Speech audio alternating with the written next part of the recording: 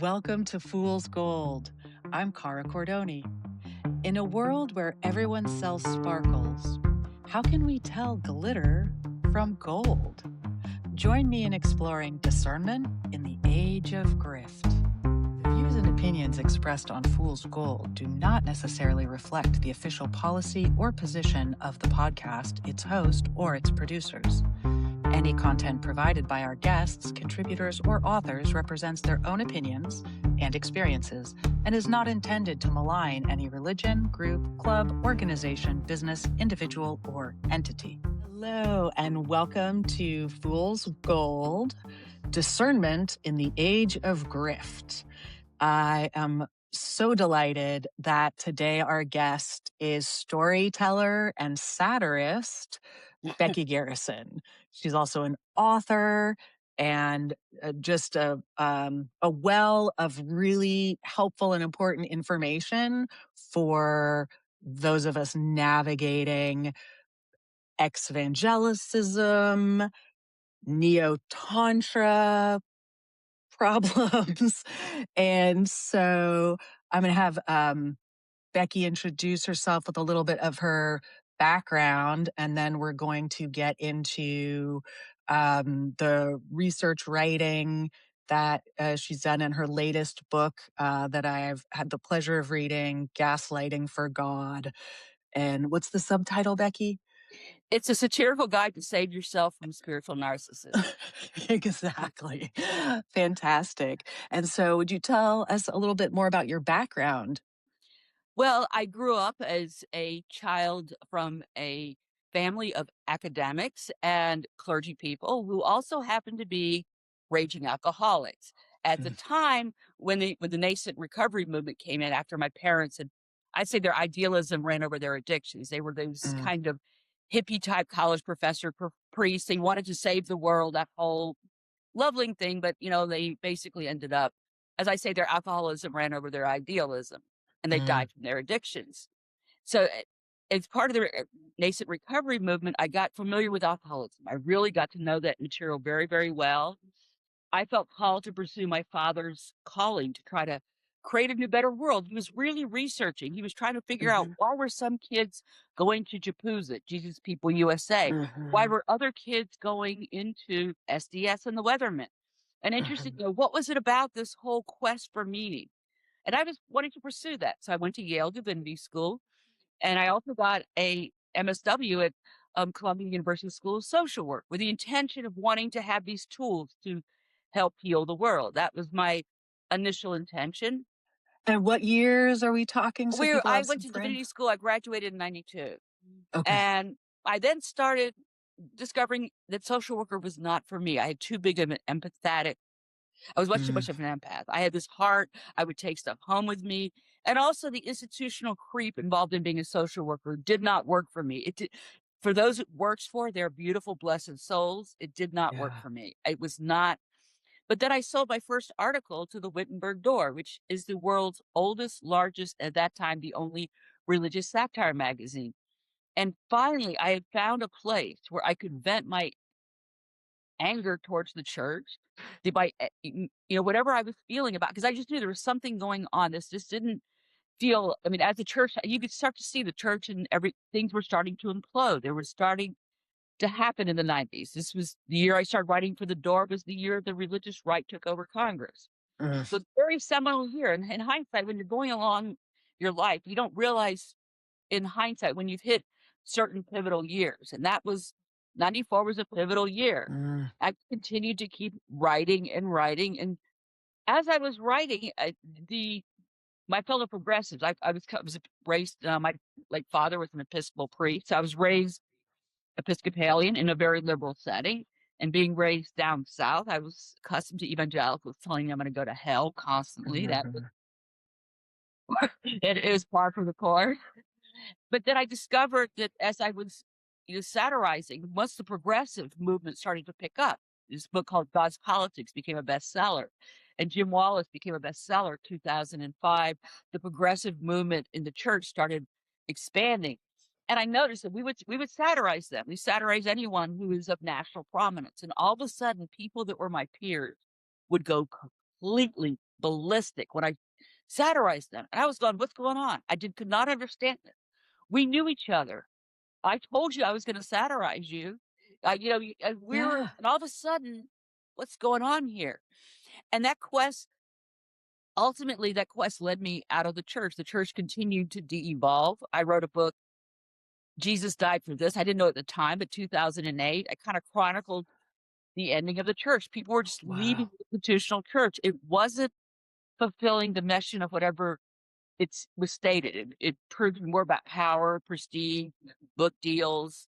It wasn't really about creating these new communities. And that's what I was looking for ultimately with my father. Where are these new places to be new communities? Or saying we wanted to, I would find little pockets of this, and I still continue to find little pockets of people, both in the church and outside the church, that want to create these new communities. Yeah. But the moment they start to rise and come to the institutional level, inevitably the publishing deal would follow.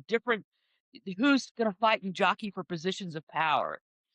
And here in the Pacific Northwest, I found this sense of Celtic spirituality that was just Mm. fully embraced. I embraced the Pacific Northwest culture, the beer, the cider, spirits, wine, began reporting on that. Fell in love with the nascent the CBD, cannabis and CBD was just becoming legal. I moved here in 2014. Okay. Watching these women-led collectives starting to form was a lot of hope. But pretty soon, the laws, the commercialization, that cannabis community kind of faded away. Got involved somewhat with the sex positive community. It was very, very interesting. And all of a sudden, from there was a lot of power dynamics. And I just attributed this. I figured that these people were very self-centered and they were narcissistic, or they had those traits of being highly self-centered. Now, the research into narcissism didn't come about until like 2016. The Body Keeps the Score. Right. Robert Scar's book, The Body Bears the Burden, was a little bit before that. But we really were not talking about trauma and the impacts of narcissistic behavior in these spiritual settings. And I'm Right. describing them as spiritual because I believe we were connecting beyond just the physical means. We were looking to create something beyond ourselves. Whether Mhm. you called it God or you called it goddess, we were using spiritual language to make connections. So it was, Mhm. and I was I was very attracted to that, being, a former, I'm still considered myself at that time somewhat to be a spiritual seeker. I'd gone away from saying I'm not a professional Christian, I'm a spiritual seeker. And this I Yeah. thought was a very fruitful area of exploration, and until it proved that it wasn't. And the big implosion for me happened around COVID when we were Okay. isolated. And once we got Yeah. isolated, there was a lot of time for a lot of self-reflection. You began to think, Mm. what is really right? What is really good? What was just us having fun, us doing Mhm. explorations, and what was exploitative? And that, for Right. me, COVID was a major global reset in many ways. And that was one of them for me and for a lot of other people. Which I think there's a little irony because it was popping out of COVID, into which I jumped into the International School of Temple Arts, seeking connection, as recovery from that isolation. Mm, Um, in part because I also had an alcoholic partner for that period of isolation mm, and came out, being like, I want to find connection and intimacy mhm. and heal. So yeah, for some people, it was a great reset in terms of actually getting, a better perspective, and for me, it kinda launched me into this. Well, I don't know if I wouldn't call it a better perspective for me in the sense that Yeah. during COVID, all of my communities collapsed. Ugh, So in that sense, when I say a reset, I don't want to yeah, frame it in this like happy, happy, joy, joy thing. My yeah. cannabis community completely collapsed. I was connected. When I moved here, there were 4 churches that I was church communities occasionally attending to. By 2019, this was pre-COVID, there were 0. So that whole Wow. connection was gone. And then the sex positive communities that I was participating in, those imploded and it was imploded for 2 reasons. One was my reporting on ISTA got me pretty much, I'd say, blackballed from anybody who was connected to ISTA, which were a lot of the leaders had Mhm. participated in ISTA. And because they were older and they were leaders, they did not experience anything negative. So whenever I would report something, their responses be, I didn't see that.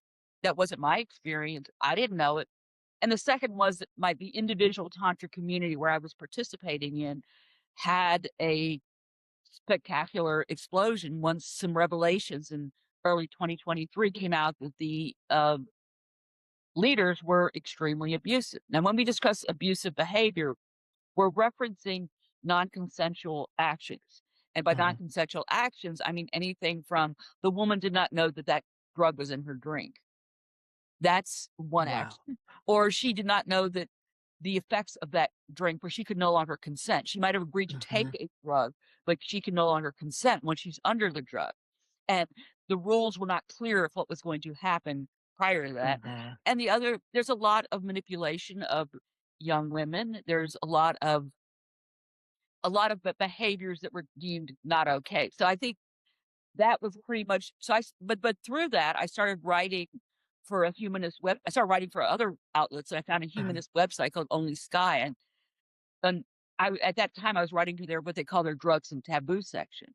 They've since Mhm. repurposed themselves. They're now looking at futuristic type articles, but at the time, Mm. Only Sky was interested in covering, drugs and sex, and I was in the Pacific Northwest, a perfect region to explore both topics. From a Uh-huh. standpoint, I could write on the ongoing legalization of cannabis pretty easily from I think the third state to make it legal in the country. So we had a lot of precedent. We were at the forefront of the psilocybin movement, Mhm. and Portland has always been a major hub of alternative sexualities. It's one of these places. I mean, we do have more strip clubs per capita, including any place in the U.S., including even a vegan strip club or that kind of place. And Portland at its I and Portland at its I best is you do you. You yeah. know you wanna be an older adult here you can be an older adult and nobody cares. You're not all of a sudden off limits. You're not viewed as this, you can be a Mhm. queen, but and then you can be a crone and you're still treated like you have something valuable to contribute. Value. Right. There's I mean, obviously there's certain 20 something. I'm not gonna walk into a 20 something queer group. That's not Yeah. I don't fit that demographic on any level. But there were places where as an older woman, you could go and have, a sound bath experience or Mhm. different types of connections, and it's not seen as, "What's that old fart doing there?" It's not like, and you're not shamed if you don't have kids, and so this was a great place. I Right. decided this was a great environment for me to grow up and, but right now we're in a period of transition. I think the Yeah. our and that's what we've been kind of talking about. There's a lot of transitions. Now we're coming up with a state of awareness that we Mhm. know what we don't want, and looking to what we do want is going to become kind of what we're all kind of navigating for. Where Right. we find healthy communities where we can, you know, come together and connect, and we can explore our spirituality, we can explore our sexuality, and we can do Right. so in safe containers. I think people still want that. They just do not trust that the current situation is not providing, at least according to the branded kind of names, it's not providing safe containers. And we're now recognizing what isn't safe. And there have people like, Sophia, who does her red flags and workshops. We're having people looking at creating what is safe and what is Right. good. And it's an interesting time to be alive. Let's just say that. Yes. And so you started writing for Only Sky, and they accepted, or yeah, worked with an article on ISTA. So where did you first, yeah, begin your Oh, reporting? someone that I had known for a number of years through the Christian Okay. circles. Yeah. She was the one who introduced me to alternative lifestyles when she was Okay. living in Northern California, and I was kind of going, "Oh, that's interesting." As I age, I can see where finding alternative communities is kind of going to be a good thing for someone who doesn't want a traditional suburban life. Well, she sent me an article in the Israeli paper Haaretz. Mhm. If I'm mispronouncing that, I apologize. And it was about abuse allegations involving Bodhi and Ohad. Sent it to my editor. I said, "What's your take on this?" Because I'm writing on sex, and he's like, "Let's wait until they publish an article in an English speaking language because it's going to Mm, be complicated. Someone could claim that this article has been mistranslated." But he said, "Let's wait mm, and see if it spreads. It's just one story." Then someone published it in RNZ New Zealand, mhm. that article, and then I said to him, "Okay, we have an article in English. Can I do this?" He said, yes. So then I went to, and I just did the basic research. Is this a community or a cult? Mm. And I just went down what I had heard from the reporting. I chose to focus just on OHAD and ISTA. I chose not to focus on Bodhi. I'm aware there's other people who are connected somewhat peripherally to ISTA, somewhat. But I said, for this is the first article being published in the US. And so this Mhm. time, the last piece that had been published about ISTA was when the Sedona Temple, which was founded by Baba Dez, was raided in 2011. That was the Right. last time that, and even then they just said Sedona. They didn't say ISTA.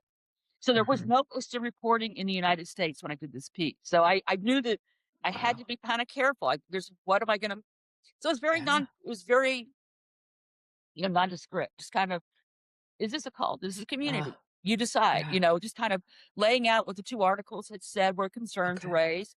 And like I Yeah. said, there's concerns raised. There appears to be some mediation work going on. But we don't know. We'll see. Mhm. And then after I did that, I got emails from, especially from Anki, saying there's a lot more to the story. And Mhm. she And connected me that's with, Anka Richter, the author yes, of Cult Trip. and also the Yeah. founder of the Decult Conference and the Right. Decult Podcast. I say that's my go-to resource if you want to learn about cults. Great. Because the term cult, like the term narcissist, like the terms are these terms that are just overused. And Yeah. she'll give you an idea of, is it cult like or is this an actual cult? Because how you respond obviously Right. depends on the severity of what this is. But in that case, she then directed me to some people who told me about the other abuses, and I was going through this stuff. What can I report on? And then someone y'all sent me this piece on Auschwitz. ISTA was going to do yes, I know they were going to do this thing, a sexual hearing at Auschwitz. And I just read this and go, "You've got to be freaking kidding me. You've got to be." I mean, I just like my jaw dropped. I was like, I cannot. Now I understand wanting to hold sacred rituals at burial sites. I would understand certain things. I could not see the benefit of of holding, even if you don't have the sex. Obviously, you can do it at the museum, but to go to the museum with the intent of having sex elsewhere struck me as beyond disgusting. I mean, I just could not see any spiritual, psychological, any this was, like, repulsive, and then the imagery was even more graphic, like, the Ista Auschwitz is not a woman's vagina. I mean, Right. and that's I'm sorry, the imagery was that graphic. Right. So I did what any reporter would do. I looked at the flyer, got the emails of each person on the flyer and sent them a group email. You know, I'm looking for information on this. Can you let me know what was happening? I Yeah. understand it didn't happen because of the reason why it was canceled was due to the global pause, not because it Ah. was one of the most offensive. And I was sitting here, okay. So I sent out these emails. I got an email back from their rep from Israel, who basically did what I would call, complete a Darbo move. He denied that this was an issue. This is what do you mean? Okay. This is a lovely, beautiful ceremony designed to celebrate love. Began to attack, and it's usually the attack of these unenlightened people. They're not Mm. getting what we're trying to do, and then reverse victim and offender, ignoring the fact that there are millions of people for whom Auschwitz is sacred Mhm. territory, and beginning to say that they had a right to do what they wanted to do at this sacred site. And furthermore, I went to being a writer who knows how to do this. I contacted the memorial. Do you have any Mhm. record of them ever doing this? Because they claimed that Ohan Pele, who was the lead organizer of this, was a guide at Auschwitz. And they said they had no record of him being a guide. They had only guides can offer a guided tour. A guided tour cannot be more than 10 people. They came to give me this criteria. And I said, they don't have and I've gotten into deep water before with other people where I tell them, um, like people tell me, I want to fundraise for this lovely project. And I'm like, do you have the permits? No, but I have the vision. No, it is illegal to raise money if you can't do it. I mean, this Mm. is like, hello. So they did not have permission from the Auschwitz Memorial to do it. They could not do it. If they did it, they could only do 10 people. Now you consider the fact that 5 people were on the leadership team. So basically 5 people, they could invite 5 people, and that's not enough to pay for the cost of a week in Israel, because the facilitators are gonna get paid. They're gonna have their Or room, board, at comp. Auschwitz, not Israel. Oh, yeah. Yeah. No, but I meant Oh, the reason said Israel is 'cause, Ohad was from Israel. He was using his right, connections as an right. Israeli. He claimed he might have been a guide at one point, but he was not a guide then. This wasn't gonna happen.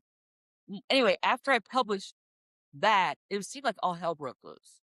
I mean, because we were still somewhat isolated in COVID, I wasn't having in-person interactions, but as things began to open up and I went to an event or 2, people would pull me aside and say, "I loved Ish."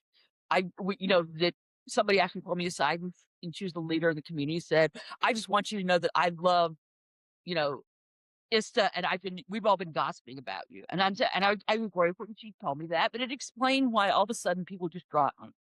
Mm, People just completely, it was like, and these are people that I had volunteered for. I'd gone to their house. My involvement with this, because I was an older woman, so I wasn't getting targeted, but I was that Uber volunteer. I'd love to mm, volunteer. I'd love to give back. I just have that. In fact, one of my biggest challenges has been that I've chosen not to volunteer because I decided I'm gonna shift my role to educating people. mm, I'm gonna shift my role to using my writing skills to educate you. That's what I'm gonna do is my contribution. I'm not going to mm, volunteer physically to help events because too often I've been exploited. And I'm just sitting back on all the people that I volunteer for. These are people I collected tickets for. I helped set up your event space. I helped clean up your event space. I watched over Angel. I mean, I did a lot of work for you. And now all of a sudden, because I reported on some abuses, you've now shunned me. And that still was to this, and it took me a while to realize, and then I began to notice, oh, that person has been to 7 ISTAs.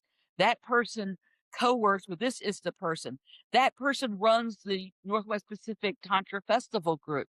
Oh, that person is using ISTA people to help redeem in fact, the community that I was involved with was called Empowered Pleasure. Nothing empowering about it now that I think about it. mm, But they were using people who were connected to ISTA and to help rehabilitate them before they were even going through accountability process. So the ISTA fingers were very, very much involved in, promoting and supporting and abuse. And I just mhm, continued to write on that. At the time, I just said there wasn't anything else I could.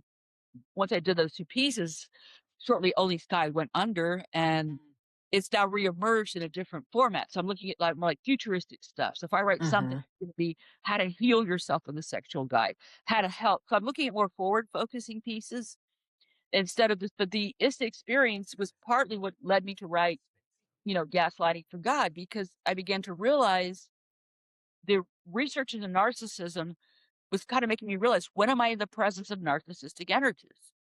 I mm, first encountered this when I had a relationship with a mindfulness therapist who I now realize is an extreme narcissist. And it just all of a sudden it exploded. I met him in the sex positive circles. I was very excited to do this because if you want to write about mindfulness, you needed to find a licensed therapist to write pieces with because they mm, do mindfulness work. They wanted to make sure you had a therapist. I thought, oh, I'm good. I found somebody. We seemed to be getting along quite well. And all of a sudden it just boom, just like shut down, like nothing. I couldn't figure out what the hell happened. And then I realized I was dealing with somebody who, once they got everything they needed from me, they just ghosted me. It's a yeah, very common narcissistic trait. I've got what I need from you. You know, you're too ill to volunteer, or you're starting to push back on something I want to do. You're starting to not. That was a sign of what I now know it was narcissistic collapse. When you have mm, someone who can, and this is who can only think of their own needs. They cannot think of your needs. They have no empathy and compassion for you, and they think that the world revolves around them. The moment you kind of stop the spinning and kind of point out, no, the world doesn't revolve around you, they immediately completely go ballistic. So having experienced that, I was not quite as I was better prepared to handle the blowback that I got. It still was painful to see a lot of friends, a lot of the enablers who chose to continue going with the people that were abusive because they still wanted to go to the fun parties. That Mhm. still has been a little bit that will always be a little bit difficult to watch the enablers. And a lot of them are also in it because it's their business. They are, right, attached to some of the people or the concepts or quote unquote the community because Mhm. it is their job. They have a business to fill workshops. They have a business to position themselves as leaders. But even if they didn't have that, because one of the advantages when I was getting involved in the community is that the particular communities I was attracted to were ones that were appealing to older people. Mhm. A lot of the sex positive movement here, which is great, absolutely fantastic, it's geared for the young queer kids. You Right. know, and that stuff is fantastic. I'm so glad that young kids are now able to explore and hopefully that they're finding healthy ways to do this. But that's not my community. It took me a while and I'm finding some older crone community, queen crone kind of communities now, but that was one of the biggest disappointments that I think a number of people also left because they were enjoying themselves. They found Mm, what they needed and mm. because they were targeted. So they didn't see and this is where I was in the beginning. I'm having a great time. If someone says they're not having a good time, it just means this isn't the right party for them. That Right. was my initial thinking that, I didn't hit me why Right. this young girl never came back. Yeah. I just thought, well, it's not her jam. Yeah. I wasn't thinking until the community imploded that all these people have been abused. I just And thought, and and just to clarify, because we are in the age of the release of the Epstein files, so just around the language, like these were 18 and over yes, yeah, young women. no, this is, I think people need to discuss. This is why I'm saying women. When I Yeah. say Epstein files, I say girls. Okay. In fact, Yeah. one of the biggest critiques when Noam Chomsky, just a side note, when Noam Chomsky came out, the internationally renowned linguist, and his wife was also a linguist, when the files came out, Chomsky was in the files. One of your major Darva moves is his wife said, we did not know that he was abusing women. Anytime someone says women with the Epstein files, you're being Darva. They were not Mm, women. They were right. teenagers, Children. children. And even someone like Monica Lewinsky, you say, okay, she's a recent college Yeah. graduate. Trust me, if any of us we were 21 and we bagged the president, you think we'd stay quiet about it? Hell no, we're dumbasses. I mean, I'm not trying to, I mean, I'd like to think that I have the maturity to keep that to myself, but hell no. You like got a BJ in the White House, or you gave a BJ in the White House. Yeah. Yeah, you Right. can tell everybody, I guess what I just did in the Right. Oval. So I think to me, when someone is under 25, Yeah. and especially if there's an economic discrepancy, because one of the issues Right. that I ran into is being a freelance writer is that I Yeah. didn't have a lot of economic means. So if you are volunteering for something, I realize by nature, and I think anybody who runs a volunteer program should take this into account. How are you treating your volunteers? Are they the Yeah. help? The unpaid help who in exchange, I mean, I've even had people, like I even had one tantra teacher I volunteered for, and she was having me like get her tea, get her this, get her this. And at Yes. the end of it, I told somebody, I feel like I'm her blicky blanket servant. And I was, and that was not a healthy dynamic. So I think that's something, even if you're not young enough, you can still be exploitive if you're in a financial position where you need that. I mean, Mhm. Epstein was able to convince that if I get too off of that, but when you're Right. dealing with women who are there's a huge financial imbalance, and Yeah. this person's paying for your college tuition. This Right. person's paying for this person is promised, I say he delivered. That's part of the Yeah. problem. You're young. You believe when someone says, I will pay for your massage school. Yeah. You believe when someone says, I'll get you into modeling. I'll get you into Mhm. acting. You get to Mhm. be, a little bit older and you kind of realize that's a load of crap. He was Right. never going to get me into modeling. That was Yeah. not a modeling agency. That was a front Right. for high-end escort services. Yeah. So I think when we're discussing these concepts, I was using women because we basically the majority of people that came to the events were over 25. Okay. They were, but there was not a, there was not a knowledge.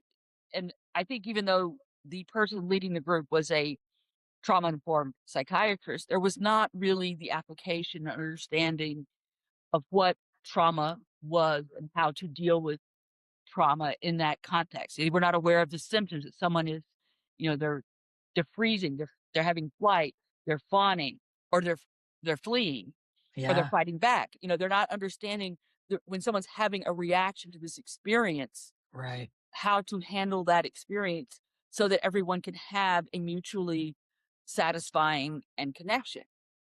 Because these people are untrained, unlicensed, Even if this woman, one of the women was a licensed psychiatrist. oh, and so The isn't there an accountability? the mindfulness therapist that I told you about was a licensed Yeah. social worker. Yeah. Licensing doesn't mean anything. What I think you have to look for, what I look for someone is encouraging people, and this is what I did with Gaslighting for God, is to get, before you enter these spaces, I would recommend anyone undergoing some somatic therapies in the beginning, get in touch with what might be triggering you. What is Mhm. attracting you to this group? And this is not Mhm. in any way, shape, or form victim blaming, but is Mhm. what I think I would have benefited for in my journey when I wanted to begin to explore, my spirituality, my sexuality. I would have benefited from one, being able to understand the difference between neoclassic and um I'm sorry, between classic tantra and neo-tantra. That would have helped me. And I also Right. would have really helped had I done EMDR, which I did. Had I done Mhm. that before, I would have had a much clearer sense of what might be triggering me, because I found Right. myself triggered in some of these spaces. Yeah. And I didn't know why I was being triggered. I said, There's not alcohol here. We're very careful not to let people get too drunk. Yeah. When someone gets too intoxicated, they're asked to leave. Why am I still getting triggered?" And I Yeah. realize now is because when I'm in the presence of extreme narcissistic energy, my spidey sense goes into overdrive. I Right. finally, because my spidey sense would always go into overdrive, Yep. and sometimes I would override it because I'm like, no, I'm having a good time. You just stop it. I'm gonna explore my edges.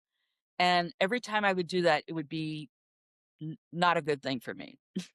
Similarly, I mean, my first marriage with a narcissist, and when I left, I did some therapy. I started some EMDR, and then in my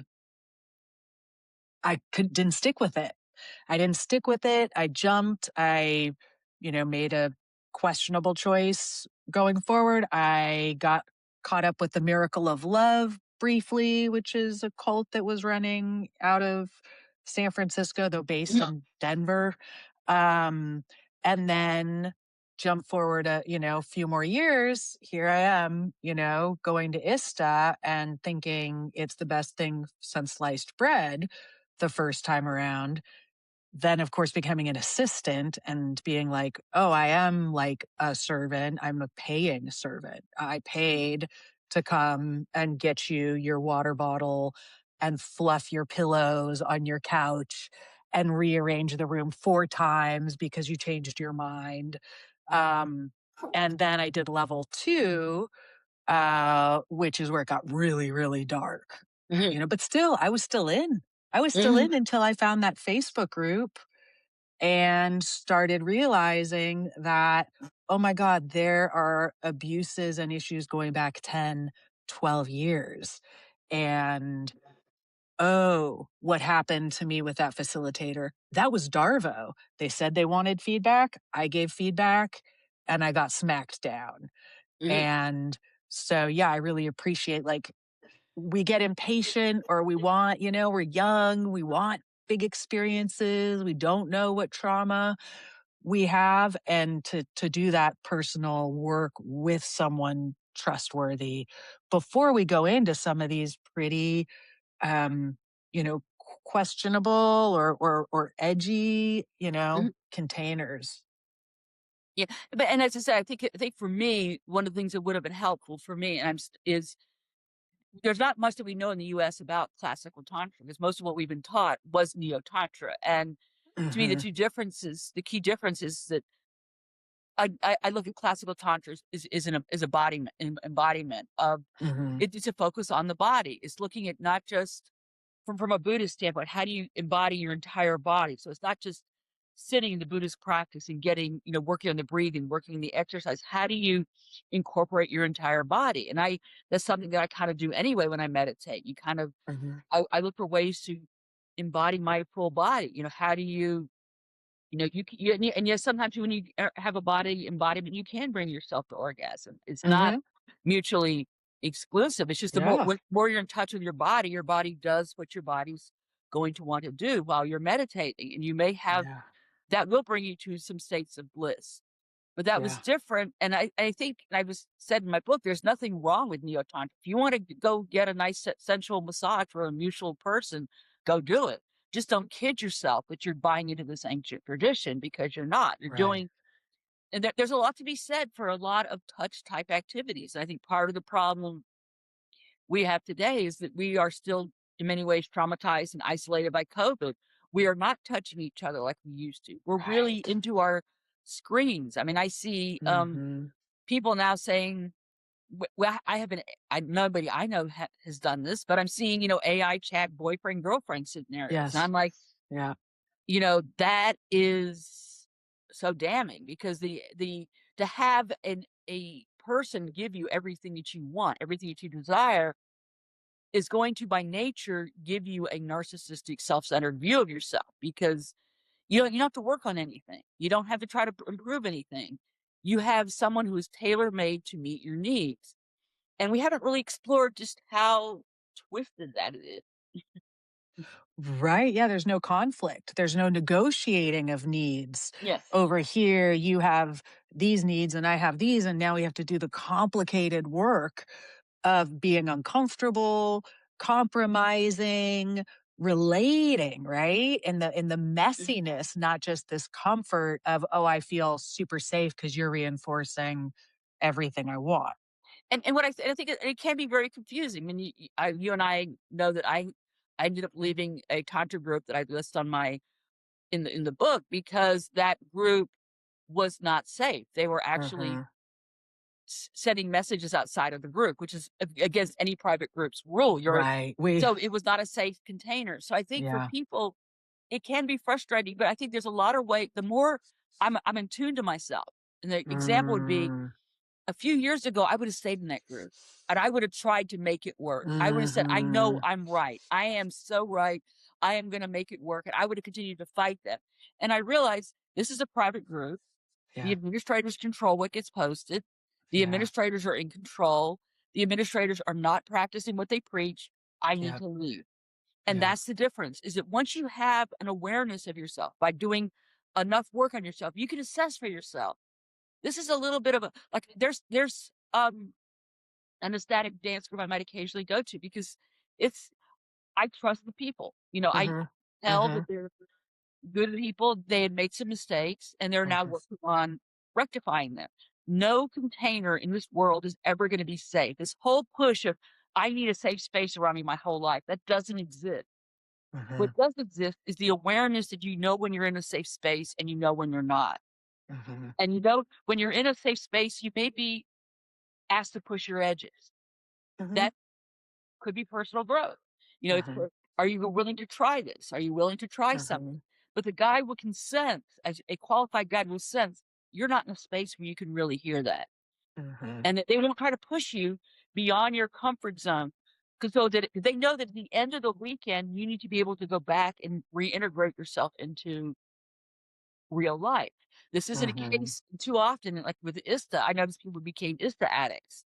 You Yeah. know, I've been to 7, you know, it's almost like an exhibitionist quality. Like, people, I mean, you would go like, "Look at how many bizarre sexual acts I've done. Look, well, wait a minute, I can outdo you. I can get spanked to this degree. I can get this to Right. this degree." It becomes an exhibitionist competition for who was Mhm. the most enlightened, who was the most sexually adventurous, who was the most Mhm. willing to break a lot of boundaries.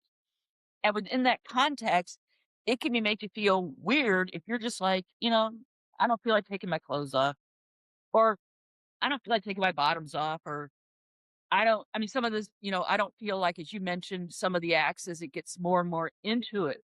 And this is a very common trait of cults, is that when you do the intro, I remember going to a One Taste intro in Boston. Okay.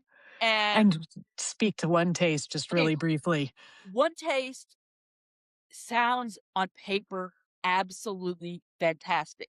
Nicole was a darling of the South by Southwest scene, and I've been to several South by Southwest. And what they'll do is it's a tech conference that also includes music and film, and Right. part of this is an edgy piece of the programming about sex, digital sex, online sex, and Nicole was one of the darlings there. She would talk about daring stuff. We're talking about, orgasm and this and that. Right. Public. Oh, look at how edgy we are. So she was really hot stuff in the Silicon Valley scene. Yeah. It's a wellness, it was marketed as a program for women wellness, where she learned a technique from a Buddhist monk about how to do orgasmic meditation, which is a 15-minute practice where a guy who's fully clothed digitally penetrates a woman for 15 minutes. Or clitoral, I say stimulate the clitoris, not quite this, Right. but it might be, It and happened. that's what it is. Mhm. And so I went to the icebreaker just out of curiosity. This was like the free intro. So we did these little, groupie icebreakers, which are kind of always an interesting way to get to know a few people. And, you didn't get to know anybody well enough to where you'd ask them out for coffee or anything, but you kind of get a sense of the feeling. And then they would sit you down after you've already kind of stimulated, got to know each other, had some interesting conversations. And she started talking about the weekend. And she did the price. And immediately I said, I can't afford it. Luckily, I had that intuitive sense, I can't afford this. I and then she was describing how, it happens and how it empowers her and all this. And I just it's something about it struck me as off, but I said no because I didn't have the money. And Mhm. I didn't want to go take out a loan for this. I didn't want to go into debt. I just knew that, I'll find another way to get this experience. If Mm. I did. And then I started talking to other people, and they started saying, "You do know that she copyrighted this and took it from someone else." Oh, that's interesting. And then she started saying that there were people raising concerns that they had been volunteered there and they were not allowed to leave, Mhm. meaning that she had taken their passports and they were not being paid enough.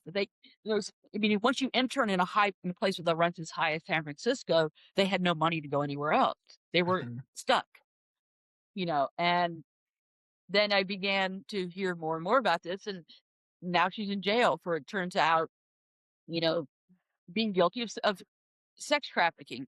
And Mhm. by the way, I think it's an excellent. I want to. What I think is beautiful about that verdict is she was not found guilty of prostitution, because Right. what normally happens, and this is why a lot of this stuff doesn't get prosecuted, Yes. is when you pay for a sensual or sexual service. Now, in California, it might be different because you have licensed sexological body workers, Mm. but she was not in that category. Right. So if you're paying for work by someone who's not licensed and it is Yeah. sexual in nature or sensual in nature, you can run the risk of being, you know, accused of soliciting sex and being getting a criminal record just Right. for exploring your sexuality. So if you think about it, a lot of these places that offer tantra is not legal. Mhm. No one's enforcing it. I mean, maybe they are in some of the other states, but here in the Pacific Northwest in California, they're not going to enforce it. They're not going to say shut it down, for example. They just Mhm. don't. It took, in fact, the Israeli police are just now. I mean, Ohad, I don't know where he is now, but if you start to Google Ohad Pele, and you'll realize how many abuses he committed before the Israeli police took lead. Took action. They didn't do anything until it Yeah. was pretty bad. I mean, he did Mhm. a lot of. I mean, there was the amount of, because they basically were viewing the women, especially in a conservative place like Israel, the Right. women were viewed as Johns. You were soliciting sex. You paid this man to do this, Right. and the women are saying, "No, I paid for this experience." And when I was in a state of sex brain, Yep. thus not able to consent. I mean, anybody who's a teacher knows that when you put someone in an enlightened, hypnotic state, this is why therapists are not allowed to have sex with their clients, because Right. there's a power imbalance, but there's also a sense of when you open yourself up like this, you are in an incredibly vulnerable space where for that moment, and a good therapist is going to work with you through those feelings. I mean, Mhm. when you're doing, even if it's something like CBT therapy, the EMDR, at that moment, you're in a state of very extreme vulnerability. If someone were to Mhm. say, I think I can help heal you by, like, say, touching your breast or doing something Mhm. else of that nature, it is very harmful. It is, Mhm. yeah, and that's why they have rules against therapists doing it. Right. And you These talk people, I think you even named, like, right, that in the psychological, transference yeah, and countered, like, we understand this about these kinds of relationships, and the yeah, ethics are, I'm not going to get confused that you are projecting power or pedestalizing or whatever, thinking you're in love with me as a patient, as a client. I understand that that is something that's been studied, and yeah, we and ethically we don't take advantage of that, we don't confuse that yeah, with and being and real. and if it happens, I mean, sometimes, Mhm, if it happens, like a PhD student falls in love with their professor and they fall in love with each other, mhm. or, in the mainline churches, supposedly, in theory, if a priest and a parishioner want to pursue a relationship, the priest is told either you find another church or your partner does. Partner, right. There are way you cannot be in a position. Oh, they often will say to somebody, if you want to date your thesis advisor, you need to find another thesis advisor. There's Mhm, ways to mitigate the power dynamic. We've always, right, because we've always seen it. It can affect on both levels. I mean, I've seen right, female priests who have bagged their bishop, so to speak, and then they demand, in exchange for my silence, a much better position. So I'm not saying that it's right, always, but whenever you have these kind of dynamics, it's always going to be problematic, and that's why any reputable licensing place that they don't always work. I mean, I right. filed complaints against several people over the years for what I knew were egregious behaviors, and their board did nothing. So I'm not saying that a complaint, but at least I know the complaint was filed, and if enough Yeah, happened, and we're getting an awareness. I think we're starting to right. finally understand the dynamics of why this is not healthy, why this is bad. But here, with these people that we're discussing, they're not operating as licensed people treating clients. So even if they're No, a licensed therapist, they're not at this moment treating clients. Instead, they're right, recognizing their background. And a lot of these, another challenge in trying to report these people is that a lot of them don't use their real names. right. A lot. So you want to Google someone and say, is there something filed against whoever? Now, Bruce Lyon uses his real name, which is one reason Mhm, why I think we now know a lot of things about him, because you can actually go and look. But a lot of people call themselves, um, Gaia. It's a very common one. Free Love, Debbie, mhm, whatever. There's a whole. I mean, Anna Kamara. It's mhm. used a lot. Certain phrases you just will find them. Stargazer, star whatever. I mean, there's just all these different names they're Yeah, made up names, and then you look at their degrees. They're all made up degrees. mhm, So to find someone, and it looks, if you're uninitiated, it looks compelling, yeah, and then you try to ask around, hey, can I ask people what you thought of this person? You try to ask around. mhm, All of a sudden, that's one thing to look about. A qualified guide will have no problem. They'll give you names of former students. They'll give mhm, you names of people that will tell you about their experiences, and you can mhm. listen to them and get the sense, and also for me, if anything sounds too good to be true, it is too good to be true. Yeah, yeah. Because, there is no one workshop that's going to transform your life. You could Mhm, have a very enlightened experience, and especially when you're going to a tropical paradise, you're going to a beautiful place, and you're mhm, gonna feel, but it's not the thing that's gonna transform your life. And I think people keep mhm, saying, "This is the one that's gonna transform your life." No, it's a series. It may help bring you to a state of awareness, but mhm, no one retreat is going to, quote, unquote, "change your life." mhm. Right, well, and a lot of it is selling, empowerment, right? Feminine empowerment, Mhm. and often, even though there's all that language and framing, what we actually experience is exploitation. That But is, Well, and I would say I noticed this when I was in the sex positive world, that if a yeah. woman wanted to act out sexually, meaning aggressively approaching people to the point where this is not okay, she was embracing her sexuality. She was Mm, discovering herself. If a man did it, he got kicked out. mhm, So there wasn't mhm, a double standard in which women were allowed to get away right, with much more exploitative behavior. And yeah, a lot of men, under the guise of saying, I'm an all knowing guru. And, that we ended up giving our authority away in ways that were not healthy, Mhm. and Mhm. it became more, and just the more and more that's why I started looking in this chapter. I started discussing, here are some of the signs that something is seriously amiss. Mhm. And one of the things that I learned from my experience is that no one asked why I was speaking out. When all of a sudden, Right. when this whole thing started out, ask yourself, why is someone like you, a committed assistant, or me, a Uber volunteer, when someone is speaking out, think of why they're doing it. This Right. is someone who had a vested interest in the community. This is someone who is helping the community. This is someone who the community benefited from. And it's also developing a sense of empathy that just 'cause it didn't happen to you doesn't mean it didn't happen, Right. and that I think that was the hardest thing for me to accept, 'cause I just assumed that the young women were just, and growing up, 'cause growing up in the '80s, I remember knowing where the Sherry Netherland was. This is where a lot of the Eurotrash would go. You were Mm. told where to go if you wanted to get a sugar daddy. You're Mm. young and 20, you learned where to go, and at that time, I just viewed, you also were told, if you I was trying to get a career at that time in the media entertainment industry, where it was very clear that you needed to sleep around if you wanted to get ahead. And it took me decades to forgive the women and Mm. I know who slept with not everybody, but I know a number of Mhm. women that got where they are by sleeping around. And it Mhm. was, and I'm like, I would have loved to have had that column. I would have loved to have had that gig. Mm. Somehow, I don't know, in my 20s, I chose that I was only going to have sex for fun. Or for Mm. connection. I was never going to do Mhm. it to advance my career. I just said that's not something I felt I could do. Mhm. And I now see a number of women who made different choices. And I'm now, in light of the Epstein files, especially re-looking at those '80s experiences. Yeah. How many of those women that I saw at the Sherry Netherlands were then exploited? These were young. I mean, this was this whole faux modeling industry. There's a whole Yes. faux. The Eastern Bloc women were coming over en masse. I mean, that's Yeah. where Ivana Trump and Melania Trump Yeah. came from, that circuit.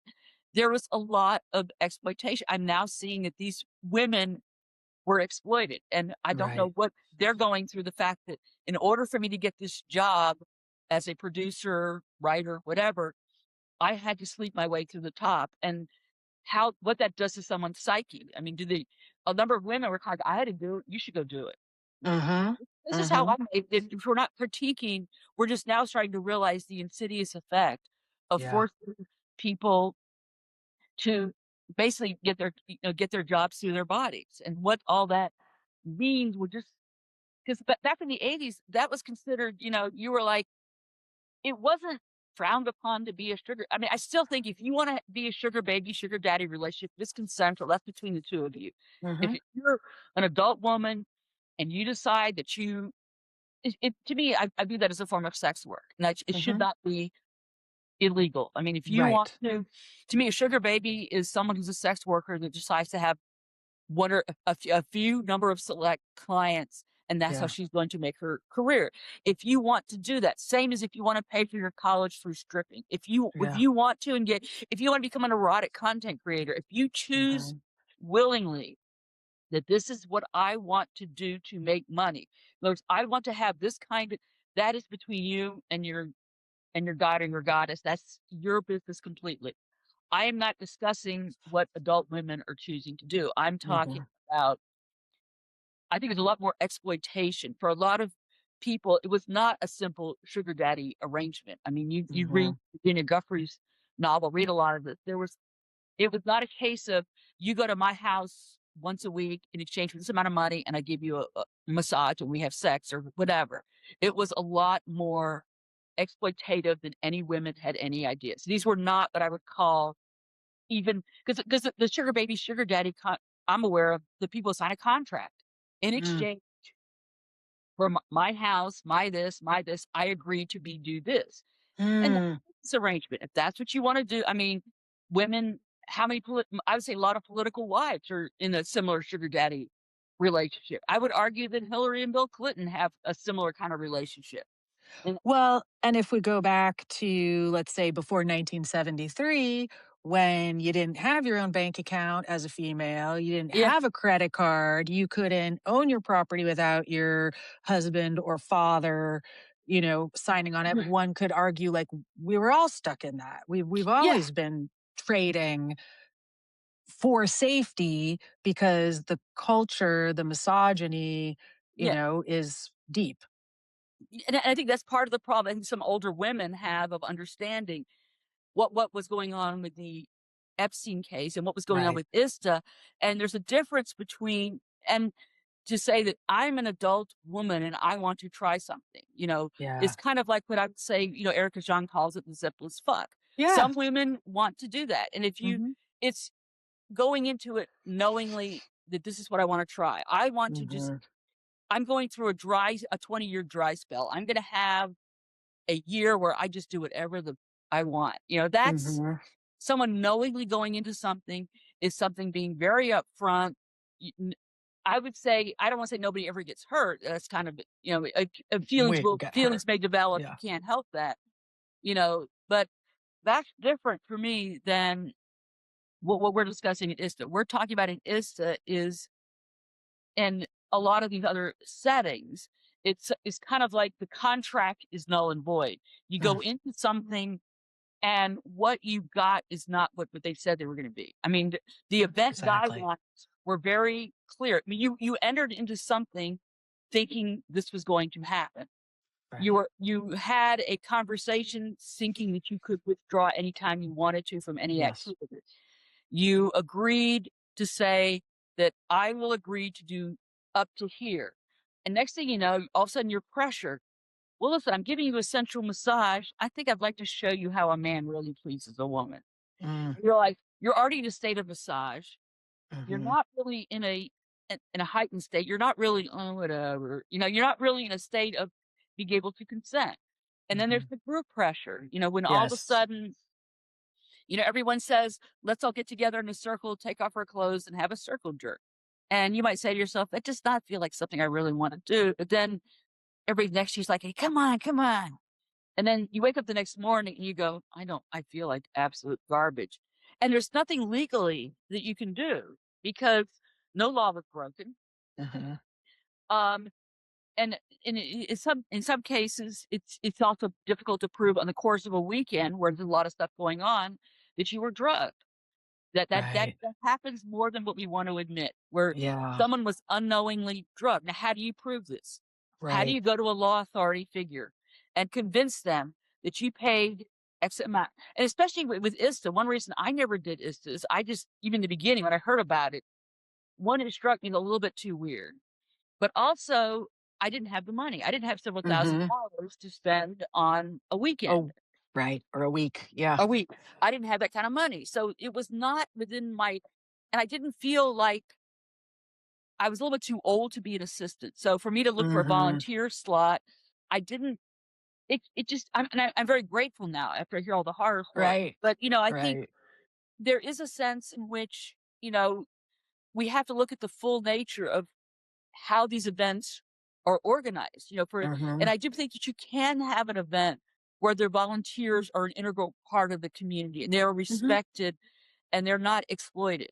They're not Mhm. viewed as the person just, gets you your coffee and has no agency. You know, Mhm. the volunteer is required to be the demo model. The volunteer is required Right. to do things because you agreed to volunteer. So I think in terms of people organizing healthy events, this is one thing to look for is what are the parameters of the volunteers and the leaders? I think, Yeah. is there a clear delineation? Is it, in a therapeutic setting, they're saying that it should be at least 6 months to a year, sometimes never, before you date someone you were a patient with. Right. So the tantra teacher meets a student they want to have a relationship with. And that could genuinely happen. I mean, Mhm. your mutual interest, you could Yeah. decide then you need to ethically decide how to have that relationship. And Mhm. it will probably mean that the participant will need to find another tantra teacher, Mhm. or find other, how are you going to navigate this situation? Because you having the teacher going after the student, maybe the student, goes to other ISTA classes or maybe, but to figure that out, no one has and I see very few instances of that. I see a lot of, and it's very easy for the woman to become, what I call trauma bonded to someone. This is Yeah. the person who, and a qualified person recognizes when the transference is happening Right. and puts limits on it. I mean, I've had people put limits on me when I try to, suggest that let's get connected. And part of being in the sex positive world is getting used to people telling a woman no. Now I know what it Yeah. feels like for guys, that, Right. and that's a healthy It dynamic. But is. Oh, it's you know, great. so that's just kind of Right. mm, So I'm going to loop backwards for a minute, and I know the in the book you spend quite a bit of time at the beginning, like, let's talk about narcissism. mhm. What are we talking about?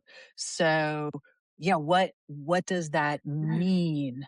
Well, here's, I think, to be the difference between narcissism and self-centeredness, because I would Okay. always equate a lot of creative visionaries. I was equating them as being kind of self-centered because you Hmm. have your own vision, your own Hmm. unique way of being in the world. And yeah, you're gonna come off a little self-centered, to maybe very Hmm. self-centered, maybe even egotistical. The Hmm. key difference is a narcissist cannot express empathy or compassion. They have a grandiose sense of themselves. The world revolves around them, Mm. their needs and their wants. And they also have a complete lack of self-awareness as to how their Mm. actions impact others. Now, there's varying degrees. We all need a little bit of what I just described as healthy narcissism, the belief that Hmm. you could run your own podcast, the belief Uh-huh. that I could write a book. We need to have enough sense of ourselves. And you call it high self-esteem, but you need to know, I think I can do this. Confidence, right? Some That's, level of confidence. but Yeah. this is getting to the point where everyone else's needs must subsume to your Right. own.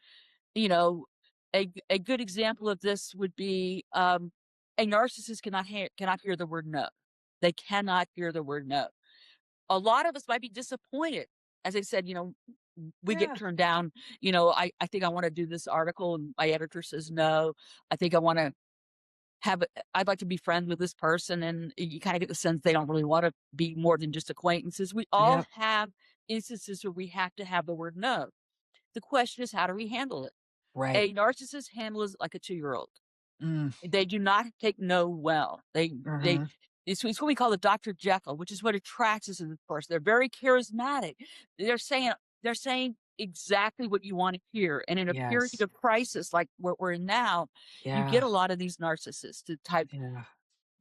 people coming about because they want to we want to be in a better world. We want to be in a Yeah. better place. We know that there's a possibility of a better place. We don't like the Right. We are dissatisfied with our current state right now. I mean, anybody who's Yeah. happy with how things are today, I think, needs to have a serious reality check. We're in a lot of state of global crises. And Yeah. in this state, we're ripe for people to come along and tell us, I've got the answers. I know what you need. And you saw this. This is what happened in Germany after World War One. They were so decimated that they would believe anything that would make them feel better about themselves. Right. And we're in a similar situation now. Fortunately, I think because of tools of narcissism, I can stop myself. Now Right. I can go into a setting and say, well, that was an interesting lecture. I don't think I'm going to go Mhm. to that class. I mean, some stuff I could always pinpoint. Like I never got into Mhm. landmark or TM because I could always walk into that room and something felt awful. I couldn't Mm. put my finger on it, but Mhm. it felt too robotic. Mm. Something felt wrong about it. And I think that something still like that to me, now that I think about it, happened with ISTA. The way people were Mhm. gutsy about it, it sounded a little too good to be true. And I knew Mhm. that from it. I did not know that it was that abusive. But Right. get yourself to that level. Then sometimes I walk into a room and I'm like, this is a fun place to spend an evening, but I don't think this is a community that's really going to be connected. But I'm Right. really liking the music. Yeah. I'm really liking this lecture. I'm really Yeah. liking this space at this moment. Okay, Yeah. I'll be here for tonight, but I don't think I'm gonna sign up for this. This isn't Mhm. The more you have done somatic work on yourself, the better you can tune in when you're around a narcissistic energy. And you can decide, like, for example, when I go to a space and I'm like, this isn't quite for me, I feel like it's like narcissistic energy that I can enjoy the Dr. Jekyll bit of it. I can enjoy it. Yeah. But where I get the real spidey sense, it always proves out there's something that we call the malignant narcissist. And Okay. that's when it gets into, it can be any type of narcissist. It's when it gets into the extreme. Oh, This is when we get into the unethical, the illegal behavior, right. and that I'm getting better at identifying that. Um, it's why I get this really big spidey sense. Oh my God, Mhm. this is, and I think what we're experiencing now, especially the Epstein files, is everyone all of a sudden is realizing my spidey sense was not wrong. You Exactly. and I think I that's have been getting gaslit. I have been yeah, misdirected. I have been primed and groomed, whether it's my Victoria's Secret growing up or all the things that have been influenced. yeah. And speaking of Victoria's Secret, you brought that up. Now we realize Lex Wexman, who founded Victoria's Secret, is huge in the files. Oh, now Exactly. that explains some of the model train, and we don't know. And And I think it's also important when you brought up gaslighting, I want to let people know that what gaslighting really means is when someone tries to question your reality. Mhm. This started for me in my childhood. I would be like, grandma's drunk. No, she's sleeping. Well, I mean, so it starts like, and this is why from the beginning of a kid, I've been gaslit because I read Yes. this, the research in narcissism made me realize I'm the oldest child of my Oof. parents. Excuse me. I was the first grandchild Okay. of my grandmother. My mother's side of the family, all extended alcoholics. The oldest child in a narcissistic family is very liable to be gaslit because they're supposed to be the example. Right. We're the ones who are supposed to live up to some imaginary fantasy that we can't. Mhm. And my brother was the golden child. My Mm. sister was the beauty, and I was the creative loser dreamer. So basically, Mm. I would be gaslit and also scapegoat. That's what Mhm. scapegoat is. It's when who's the person that is sacrificed. This is Mhm. when you notice when a scandal all something breaks. Who are we going to blame? We're going Mhm. to blame the whistleblower. That's an Mhm. example of scapegoat. If you wouldn't have exposed this, we would have been having a good time. That's a classic example of scapegoating. I I'm was very told that I ruined the reputation yeah. of You people where I pointed out their harms. I yeah. ruined and I was like, "I didn't ruin your reputation. Your behaviors ruined your reputation." And it goes, there goes my livelihood, there goes my this, there goes Mhm. my, you Mhm. know, access to whatever I had. And I think but the more I can get attuned to when I'm being gaslit, Mhm. and Darbo is a classic example, in my opinion, of gaslighting. Mhm. You're not acknowledging the situation as it actually exists. Mhm. But what's giving me some hope is you have people like Judith Herman wrote a book on justice and repair, and she is Mhm. discussing and you're starting to see a slow shift into believing victims over perpetrators. Right. And the one case is the first case that I can recall where, and I should take it back. Nixie might have been the first case, Nixium, right? Yeah, with but Keith where all of a Raniere. sudden Yeah. the women who paid money were not viewed as Johns. It was not viewed as a crime to pay money for what you thought was going to be a wellness experience. Mhm. What you thought was going to be a money, I mean, sorry, was going to be a way for you to improve Heal. yourself, enhance yourself. That's what they thought they were getting Yeah, into. self-development. Yeah, and so executive success. and both cases were tried by the same Southern court in New York. So at least to me, that's given me some hope that they're starting to look at how coercion and control inform people's ability to be used and manipulated. To Mhm. me, this is no different than back in the old days when they would have like the publishers clearinghouse scams. You can win $1 million, and people would then fly down to Florida. And the Florida AG finally said, I have to intervene because these people are flying into my state thinking they're going to win money, and then they're not going to win any money. So I think this is Right. something that's very similar, is that we're starting to have a more holistic conversation around sex work. And I'm Yeah. hoping that this means that women of sex who do sex work who get victimized as part of while on the job or even off the job are not demonized for being sex Mhm. workers. They're seen as somebody who had a violent job. They're seen as Mhm. somebody who has someone went against their wishes. They Mhm. consent to this kind of sex. They did not consent to be beaten, whipped, or whatever ended up happening to them. Or raped Yeah, because, right. right, like there's this idea, and for folks that aren't familiar with this, that if a sex worker or someone, I had a friend who went to a sex positive party, had sex with a couple people, was then subsequently raped, and the police told her that's not rape because Yeah. you already had sex with people or you get paid for sex, so you can't be raped. And we used to have that in marriage. It wasn't rape because you were married, and now we name it. There is marital rape. So we're making some progress. And I think Mhm. my hunch is that we're on this. I mean, Martin Luther King would always say we're on the slow march towards justice. And I think we are Mhm. having a justice, we're having an awareness. People are starting to become aware of when a situation has turned non-consensual. Mhm. When can someone consent if they've been given drugs? No. Can someone consent Mhm. if they've been drinking too much? No.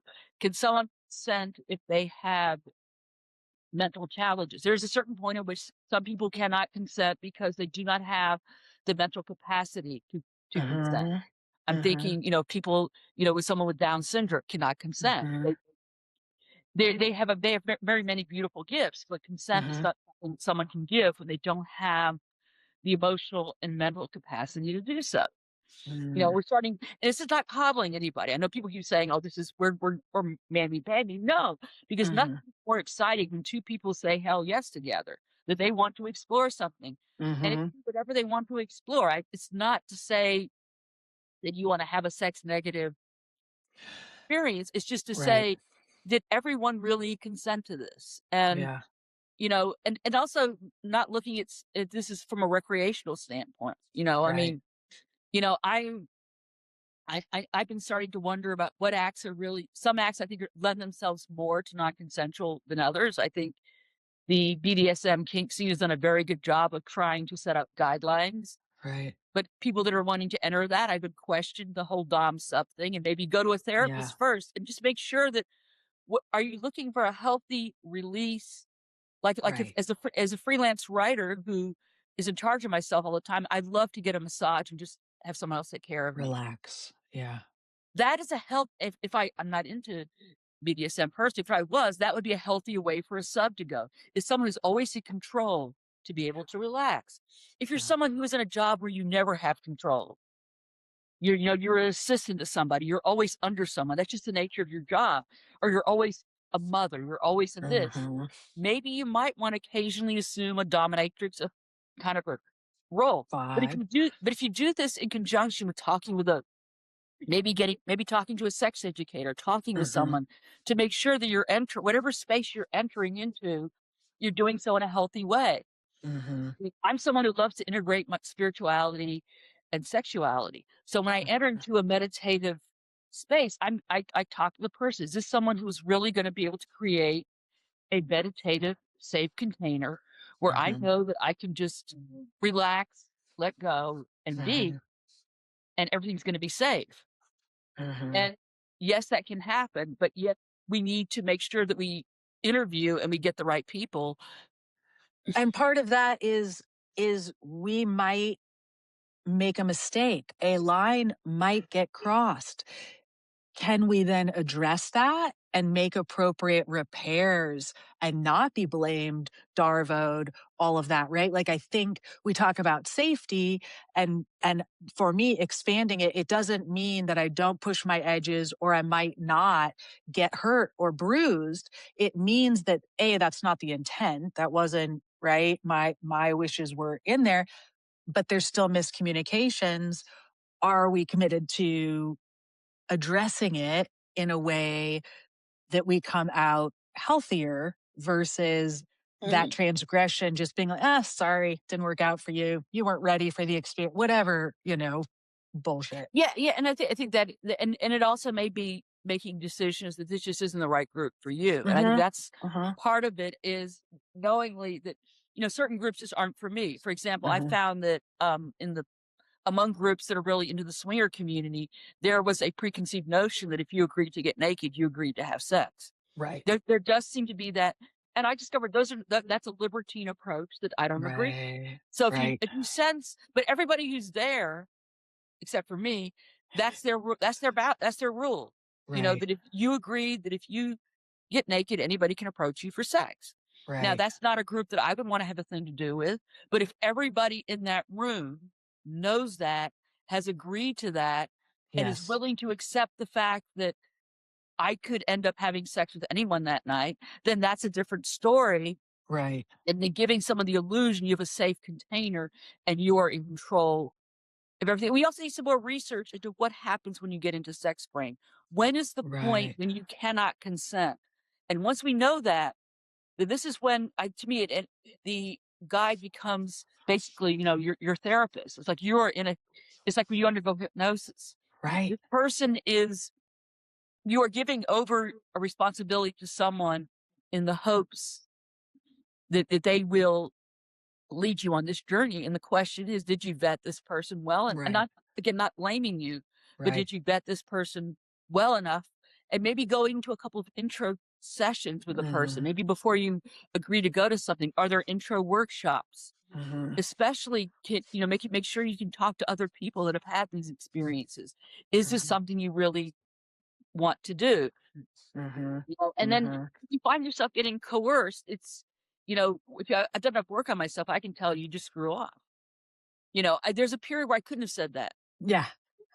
Yeah. And I've encountered that a lot. For example, with women, I've been in a couple women's groups, and people said, "I think I could convert you," and their goal Yeah. was to try to convert me that night. Yeah. And my goal was, I enjoy women. I enjoy the pleasure of company with women. I like the fact that we're having this evening that has some sensual vibe to it. I'm not interested in having sex with women. It just isn't my jam. It's not. I mean, I love having a such an all women evening. There's something about all feminine energy that can be Mhm. really enticing and very Wonderful. empowering and very uplifting in many ways. And, but beyond them, it's not for me. It just Mhm. is how I'm wired. And I think that's Mhm. part of where I'm hoping we're going to get to is once you know what you're wired to do, Mhm. what you enjoying, and Mhm.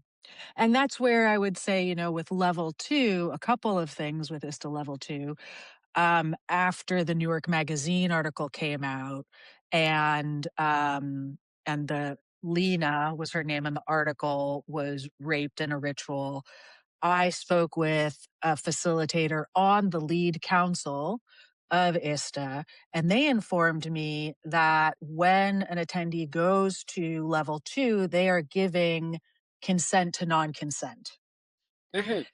And I never heard that. I was not told that by attending level 2, I was giving consent to non-consent, but that's what the ISTA facilitators and leaders and lead counsel put out, right, as a defense. So that's like extremely concerning and problematic. And then, oh, I think I lost my train of thought about point 2 as Well, well with I you. think what you raised up the point that you raised with was what I was discussing is that Yeah. there are swinger type settings where people go in and Sure. you go knowing in that you are going to have recreational sex with whoever's there. And if you want that, which I frankly don't, but if you did, you know what you're getting yourself into. Right. Now, they also don't realize the impact of group pressure and how, Yes. especially because a lot of people that are exploring their sexuality, and I also discovered this is true of any alternative community, they're doing so because they don't quite fit into traditional society. Right. And I think there's a lot wrong with traditional society. I think we're increasingly realizing, and we're in this interesting shift where millennials, especially and younger, they're exploring cohabitating relationships. Mhm. Right now I'm in a situation that works for me, but I'm seeing other women I may, as I age, could explore this a bit more, of groups of women choosing to live together. Mhm. Groups of older people are people are choosing different relationships because what we're realizing is which is beautiful, I think, is that some of us are realize like I did. It's not a case of I need to cut off my family for my own, you know, selfish Right. purposes. I come from a very highly toxic, dysfunctional family. It is not good for my mental health Right. to be in contact with them. I described in my book, I needed to go no contact with my family. There's a few individual members who are not part of the narcissistic alcoholics world. Dynamic. And I'm Right. individually have their emails and we communicate infrequently. But we're looking, what can our community be? And we're exploring different Mhm. options. So we're looking at, for a lot of people, they're saying the marriage rates are falling. Women are Mhm. choosing not to have babies. This is, Mhm. I don't think it's a global crisis. I think it's a shift in what we are looking at and Mhm. how we define family, how we define community, and into this space, people are going to be looking for community. You ask any convent or any monastery, they'll tell you forming community is hard work. It is It is, hard work, and you know, we've had so much research and things now into intentional communities, and whether we start, 50s, 60s, as far as the new era of the commune building and things. We have a lot of information on what works and what doesn't work, yeah, and and mhm, looking at what works in terms of that hard work of negotiating power, making agreements, being able to loop back and follow up on those agreements versus they're just lip service over here. yeah, and I think that, I mean, a marriage takes work. I mean, anytime you Oh, have so two much people, work. I mean, I've chosen that's not a path I was of much interest to me, but I think that we're starting to realize that for people who discovered the traditional monogamy, the traditional coupled lifestyle isn't what I want. Well, what Hmm. do I want? And I think there's Right. very encouraging conversations that are happening around here. Right now, we're at a point where we know what doesn't work. We're looking to see what does work. And Yeah. as we do this, I think a lot of our capitalistic systems are collapsing. And I'm not trying to be this raging socialist. It's just I think the Epstein files are proving is that capitalism is propped up by a lot of unpaid labor.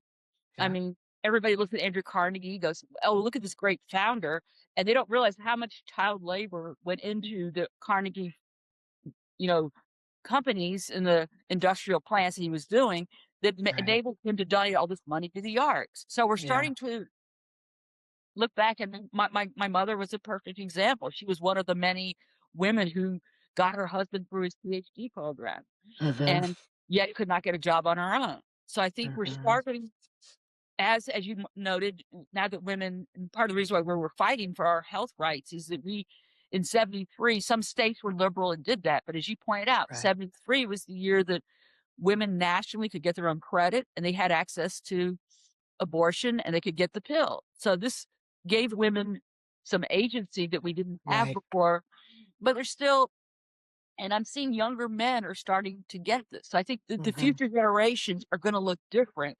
Yeah. And as Anki said at the beginning, at the end of my interview with her, she's seeing, and I'm seeing the same thing too, young people deciding on something different, more organic, more grassrootsy. I'm Hmm. seeing people forming these kind of communities, and it's giving me Hmm. hope. I think Yeah. not to go to ISTA, not to go traveling around the world, but I encourage you, what is in your backyard? Where are you finding Hmm. community at your local level? And then maybe together your community can go to Bali, your community can go Hmm. to these places. But there's something Right. artificial, and also very damning about, Yeah. you know, it's like going away to have your White Lotus experience. I mean, if you want Yes. to go away and have a White Lotus experience, go away and do that, but you need to be fully informed as to what is involved in your White Lotus experience. And the fact that a lot of organizations cannot tell you, if they choose not to tell you, like, oh, this is a secret, we're going to tell you later. Or if we told you everything was going to happen, it would spoil the fun. Those are like red flags that are just flying like the 4th of July. Right. Right. Right. I mean, I was going to say, looping back briefly, like part of level two is you need to drop your persona, you need to drop your preferences are misguided, they're your ego, and if you have no preferences, then you should engage with anybody because it's all love. And so they're taking away, and like, you start really questioning and invalidating your own information in order to follow this worldview that basically makes everybody sexually available to everybody else if that person, right? Like, you don't end up having the same kind of agency. Um, if you're questioning, like, oh, well, maybe I'm wrong for not liking women more. Maybe I should go have sex with a bunch of women because that's showing that I'm in service of the goddess and love is love and it's not my ego. right? Mhm. Versus you're talking about be really grounded and find out who you are. What are your preferences? Mhm. And then you can act from that. That's a place you take a stand, not that you get bullied about Mhm. knowing that in yourself. And it's really hard to do that when you're really young, 18, 25. I would even say 30, depending on your life, conditions and circumstances. And Mhm. so that's a place to really, I think, be kind and gentle with yourself as you're coming into this exploration. Mhm. We have a lot of buyer beware, caveat emptor, right?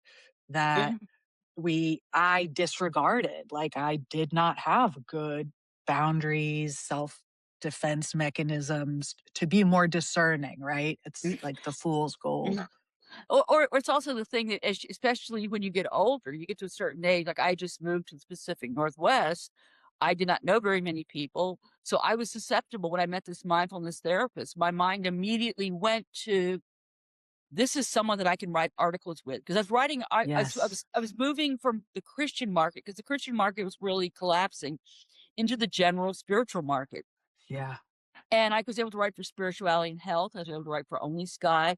But a lot of these mindfulness type journals, they really wanted you to have, be a licensed therapist. And I had an MSW, but I wasn't licensed. And Right. I looked at what I wanted and I found what fit the criteria for what I wanted. And I wanted that so badly that I just overlooked a ton of red flags. And I think Exactly. that's, so I'm saying older women, we can do it too. We're in a life. Yeah. And anybody, this is what they say about narcissism, anybody in a vulnerable life change. And right now, I think this is a good, probably a thing to close on for people is to think if you're in a vulnerable life stage, and right now we are experiencing global PTSD. We Yeah. are, not, oh, let me, maybe not quite PTSD, we're experiencing global trauma. Yeah. Do not, anybody who says we're not experiencing global trauma, we have had extended isolation starting with COVID that has not dissipated. I'm not gonna get into the mechanics of who should have masked, who should not have masked, but a Yeah. lot of communities were split over Yeah. a decision to be vaccinated, unvaccinated. Those communities have not come back together again. Right. We're really polarized by politics. If Yeah. you protest, there's this whole, if you don't protest, you're not down with the man, there's something wrong with you. There Right. is this a lot of people who are protesting, you can tell they're doing so out of a sense of rage. They have not worked on themselves. A lot Yeah. of them have, by the way, but a number of them have not, and they're operating Yeah. from their amygdala. So we have a lot of people debating each other who are operating from their base amygdala. It Yeah. is they're not really able to kind of come together and think. And you just, in addition to the 4 years of global isolation, I'm not discussing the whole. I mean, our world's in a state of turmoil. We do not know where and when we're going to get World War III, for example. We have a lot of Right. anxiety in us, Yeah. and that's why I would encourage everyone in the beginning is to do what you can to practice self-care. When I get up in the morning, I meditate.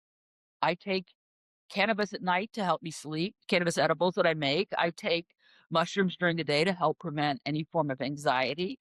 Yeah. 'Cause I find that, I don't need to do more than microdose. I've done the Right. full, I've gone through that Journey. experience and that Yeah. journey actually really helped clarify a lot of things for me. It made me Yeah. begin to realize to go into another dimension, meaning Hmm. to get beyond a lot of the stuff that was triggering me that, yeah, Yeah. you've rose above it. You've gone through it. Now, Yeah. what is next? What is the next step?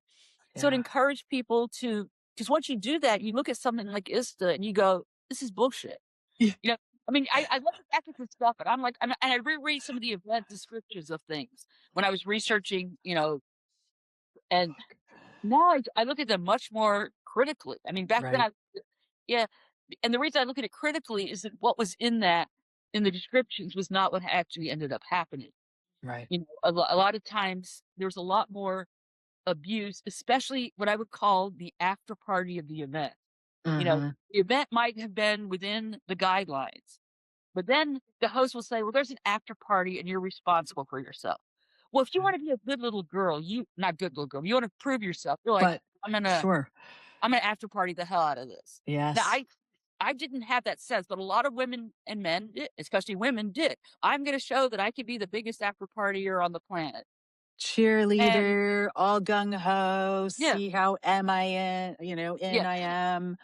but I think once you've done the work on yourself, when you Yeah. get up in the morning, whatever that self-care is for you. For me, Right. it's starts with meditation, it goes to plant-based medicine.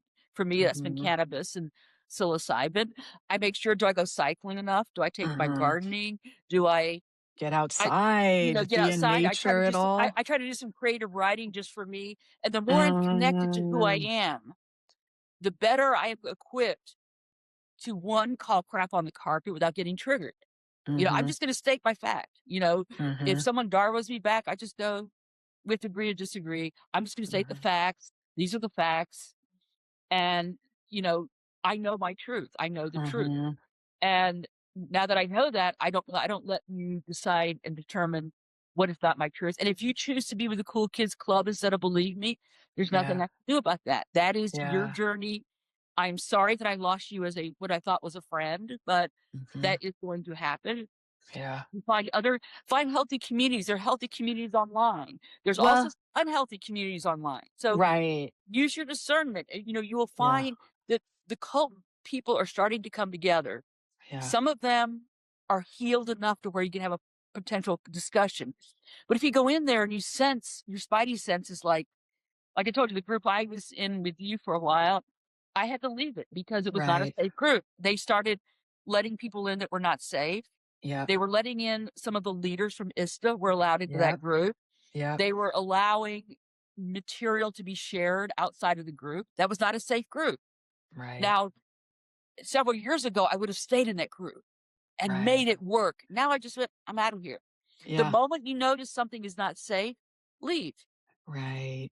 Mm, and that was a group that I don't think is safe for anybody. I mean, I think for some people, they Yeah. could stay in it, but it was not a safe setting. But the more you work on yourself, the better you're going to be in a position to decide. And this is what I think is happening with the Epstein files. A lot of these women got healing. Now, some of them did in Mhm. Port Virginia. I mean, a lot of Mhm. people, I mean, we're going to have some more tragic stories like that. And it just Oh, breaks my yeah. heart. But we're now at a point where women have had enough time, had enough distance. We're not taking this anymore. We are going to Right. stand, but we're also going to stand up and celebrate what we want to find something better for ourselves. I mean, what we were Yes. looking for was not bad. It Right. was the fact that we were looking for it, and we allowed ourselves to get, allowed ourselves is Right, a little bit right, harsh. exactly. We were manipulated, we were Yeah, vulnerable, we were yeah, yeah, influenced, yeah, we yeah. were So it wasn't a question. I think we allow ourselves is the excuse that I gave myself. But sometimes I have to say, yeah, yes. I let myself Yeah. that happen. I ignored my warning signs, and that's to Yeah. me not. That's a sign that just please, get yourself. But the more now that I can recognize the signs of narcissism, I can tell when I'm in the space of someone telling me we want to do something different and new and creative.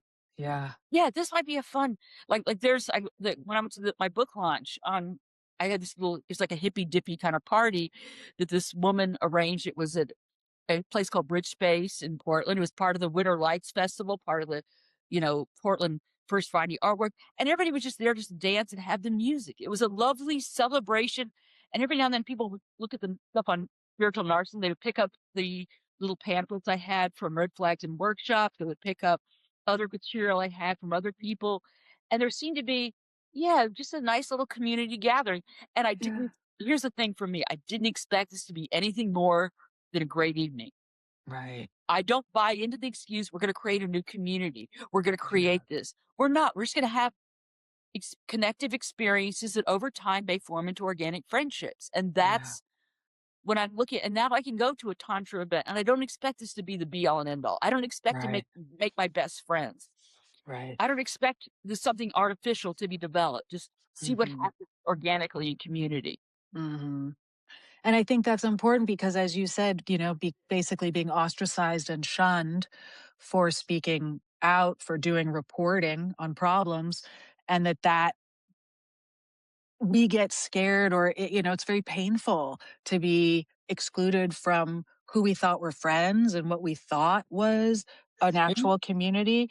And just to remind all of us, there is life after that. There are good groups, there are good people, we do learn and grow. There is post-traumatic growth for us that maybe have CPTSD. There is still post-traumatic growth. And Yeah. so it feels like a sacrifice, but recognizing that you're actually the one that's the sacrifice. You don't really matter. Your needs, your experience doesn't really matter. To have the courage and the compassion to step away, and to let that happen and go find good people.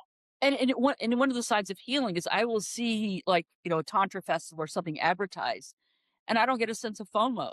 I mean, I there was an event Mhm. I wanted to attend of a friend of mine, and it was a tantra event, and I looked out at the hall, and one of the presenters was someone I knew to be toxic, and I just emailed her and said, I just want to let you know, I wanted to go to your event, but you have this one person here that Yeah.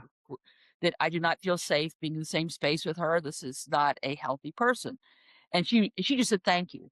And I Yeah. just did that. In the past, I would have sent her tons of material. I would have tried to convince her. Right. I was like, I just did a little, I call it breadcrumbing. I just left a Mhm. little bit of information. You make up your decision.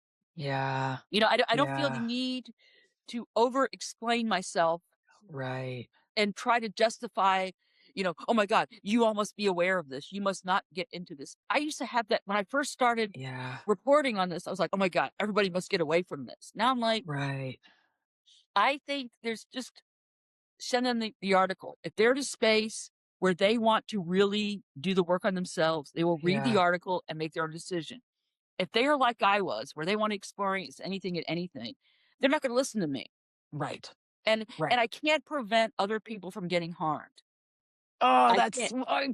I want to missionize it. That's part of, right? Like Yeah. growing up in these make a better world and No, and and and all you can do is tell people, "Here's what I'm doing. If yeah. you're into it, great. If you're not Yeah. into it, I can't help you." But there is Yeah. a lot of healing resources. I think, you're coming up with some healing resources. Uh, the Red Flags and Workshop that I mentioned is great material. Tia Levings has done some amazing work Oh my on gosh. on Right. on trauma.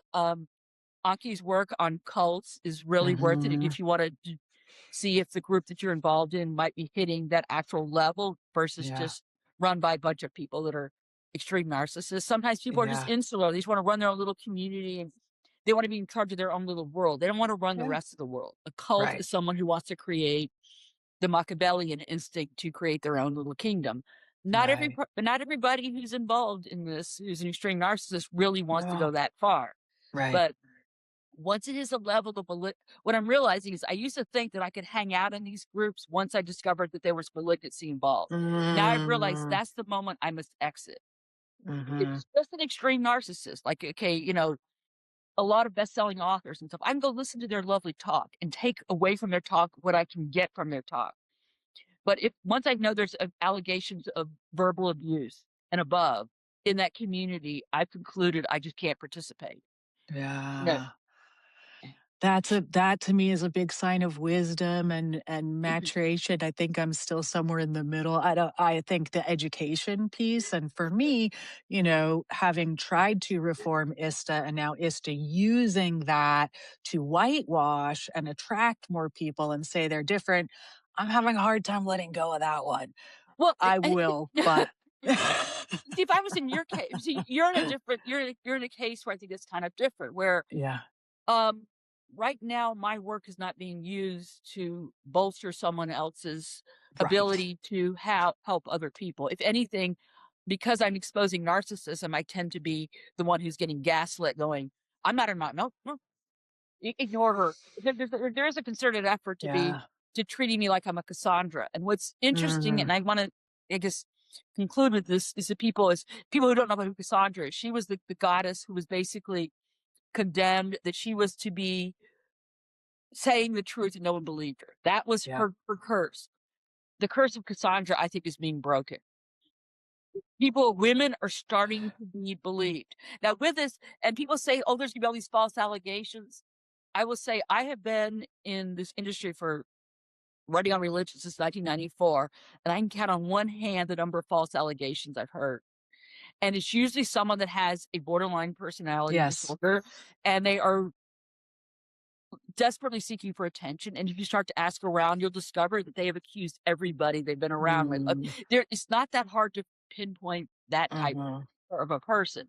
But I Mhm. think that I've lost track of the number of times that women were not believed. We're starting to be believed. You know, you're starting Mhm. to find, I mean, within MAGA, I never thought this was going to happen. The Epstein Mhm. report causing a split in MAGA, Mhm. MAGA land. There are people that are going, I know there was child prostitution going on. We now know that pizza and ice cream meant, And shrimp, we're not gonna yeah, talk about it, but shrimp's also a code word in there. yeah. And File. it's always the word whoops every time someone got killed. You Right, know, the so we start to whoops. realize that, okay, maybe there wasn't an actual pizza parlor in an actual base, but that is not where the 1% goes to have their activity. No. And I'm starting to believe that maybe that was invented Right, to distract from the fact that there was pizza being served elsewhere. right, You know, so I said right, we're starting to have this connection that there's, yes, there are conspiracy theories that are, it's not a good place to live in conspiracy theory land. right. But we're starting to realize that there was this cabal of guys that I mentioned to you in, you know, back in the 80s, that when I chose not to have sex to advance my career, I chose not to go the sugar daddy route, even though I was with Yeah. a 20-something-year-old, that there was something much more going on than Yes. ambitious women trying to use their bodies, which women have done for centuries, and that's a legal right to do. But there was a difference between women wanting to choose to use their bodies to get ahead in the world, which is how I was depicting what was going on in the 80s. The young women were choosing to sleep with these Right, guys. I was depicting it as right, they had their own agency and they were deciding they wanted the luxury apartment. They wanted the luxury goods. They wanted the luxury right. lifestyle. And they were like, you know, some other women, you know, throughout history, they're willing to do the beauty pageant, the modeling route, Yeah, the sex work route, whatever. They were willing yeah, to, that was the route they were going to go to make their name in the world. They were going to use their bodies. yeah, And there's nothing legally wrong with that. It's something that you can, some women can choose to do it. I was never yeah. quite the beauty pageant type, the cheerleader type, so it was never going to work for me anyway. Right. But I'm now seeing that there was another side of that. There were some women who chose that voluntarily as adults. And there were others who, like Virginia Guffrey, might have been of close to legal age, but they were given something that was not accurate. What they were Right. told, they basically became trafficked. There's a huge Yes. difference there between knowingly entering into a sugar daddy, sugar baby relationship and being in a situation where you thought you were entering that and Yeah, you're being trafficked. yeah. And I think the legal system is finally starting to understand the difference. Mm. Fingers crossed. Fantastic. Fingers crossed. We've got a lot more Yes. work to do, but I Right. think that I'm feeling that I'm feeling oddly optimistic, and maybe that's crazy on my part, but I'm feeling like there's a sea change starting to Yeah, happen, and I yeah, don't know how much of it's going to happen in the rest of my lifetime. But I think this is what I want to start, you know, advocating for. Is yeah, I do believe there are good guys out there. There are good women out there. There are good ways to explore your body and your spirituality and your sexuality beyond the bounds of just traditional marriage. But it requires, you know, full consent and full, you know, awareness. And yeah, we're working on getting there. And I think that yeah, it's an exciting, hopefully this will continue in a yeah. hopeful way. And a lot of it is we're shining light. When you put disinfectant on It the hurts. evil, the light shines through, and we're starting to Yeah, see the light shining through. We're starting yeah. to see, I mean, the mere fact that this is happening at such an unprecedented rate. Yes. I mean, this is Right. really, and there's some mistakes Accelerated. are going to be made. I mean, we Yeah, do have some like Maxwell. We have some abused who have turned abusers. yeah. My guess is most of the women in the ISTA faculty probably fit that bill somewhat. I mean, I think a lot of their There's partners, a lot of evidence of especially the women that helped to build it, that they came from very abusive, you know. problematic, harmful childhoods as well.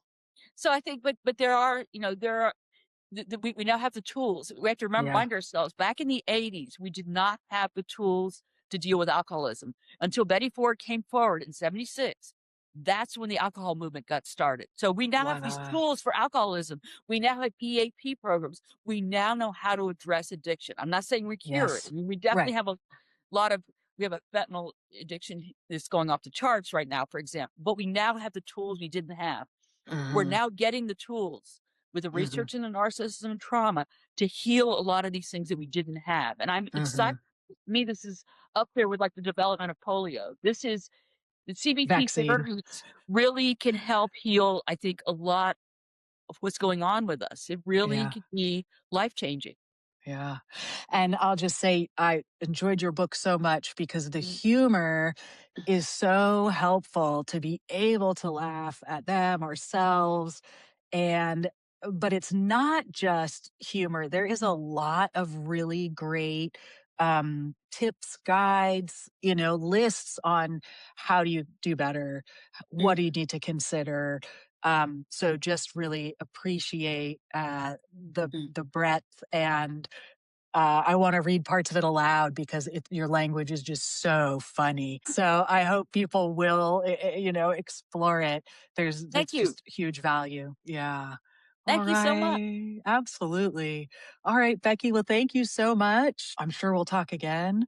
And I want to thank everybody who has tuned in and is listening. Thank you for considering Fool's Gold and how we develop discernment in the age of grift. Mhm. And we look forward to your questions, thoughts, feedback. Love to engage. So I hope you reach out. All right. Thanks, everybody. Thank you. Bye. Bye-bye. Thanks for listening. Our theme music is Midnight Rendezvous by Sasha Ende. If this helped you sort glitter from gold, I hope you'll come back. And I'd love to hear from you at Fool's Gold Podcast at proton.me.